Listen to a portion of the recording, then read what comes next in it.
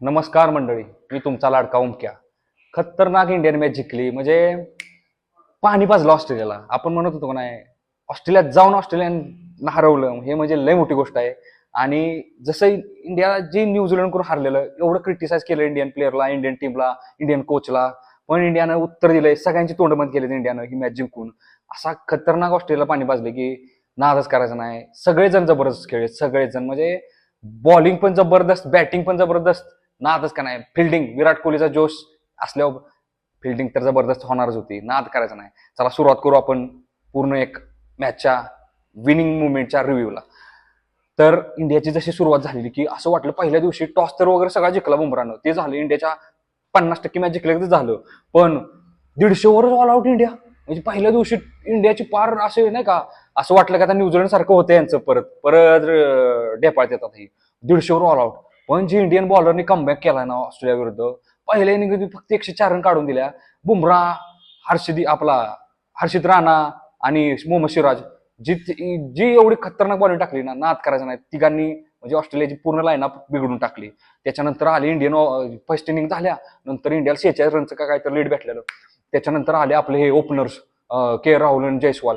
भाई असं वाटत होतं जयस्वाल फक्त इंडियातला सुपरस्टार राहून राहतोय काय, कधी तिकडं इंडियातला सुपरस्टार आहे तो, पण बाहेर जाऊन रन काढणं महत्वाचं आहे. त्याने भावाने ते प्रूव्ह केलं की बाहेर तो वर्ल्डचा बेस्ट बॅट्समन होणार आहे इथून पुढे, लक्षात ठेवा मी.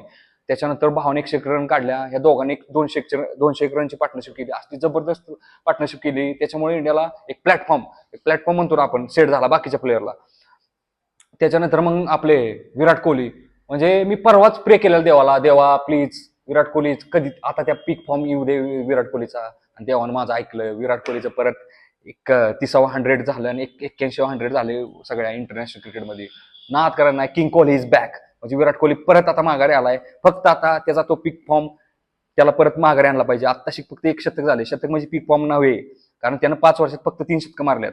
नाही, आता हळूहळू त्यानं त्याची कन्सिस्टन्सी पकडली पाहिजे. प्रत्येक वेळी दिसतो तो ऍटिट्यूड मध्ये येतो, सगळं येतं, पण काय भावाचं बॅडल काय माहिती, एखादा काय नॉर्मल शॉट खेळून लूज शॉट खेळून आउट होतो. त्यामुळे आता मला तर वाटतं इथून पुढे त्यानं ते सुधारावं. आणि आता जबरदस्त म्हणजे सगळ्यांचा एवढा कॉन्फिडन्स बूस्ट झाला नाही या विनमुळे, नाद करायचा नाही. त्याच्यानंतर मग आपले के राहुल पण म्हणजे असं वाटत होतं की भावाची स्थान पक्क होतंय का नाही टीममध्ये, स्थान पक्क होतंय का नाही. पण फर्स्ट इनिंग सेकंड इनिंग मध्ये दाखवून दिलं की ओव्हरसीज मध्ये K Rahul one of the best batsman आहे इंडियन टीम मधला. नाद करायचा नाही के राहुलचा. के राहुल पण जबर खेळाय. थोडंफार बॅड लक झालं भावाचं, थोडा एक डेव्हिड झाला बॉल चुकून आणि कॅच घेतला, पण 1 नंबर खेळा, कन्सिस्टंट खेळाय तो पूर्ण इनिंग मध्ये. आणि जयस्वाल तर काय 106 रन काढू आउट झाला, ते त्याचं बॅड लक. चांगल्या रन काढल्या भावानं. त्याच्यानंतर परत इंडियानं 534 रनाचं त्यांना टार्गेट दिलं ऑस्ट्रेलियाला. 534 रन ऑस्ट्रेलियासारख्या पर्थ सारख्या गाव पिचवर, जे की टर्निंग पिच होतं, क्रॅक्स ओपन होतात तिसऱ्या चौथ्या 5व्या दिवशी. सोपं आहे, कारण काढणं शक्य नव्हतं. त्यामुळे 100 तिथं एवढ्या रन दिले, इंडिया फिक्स झाले की इंडिया मॅच जिंकणार आहे.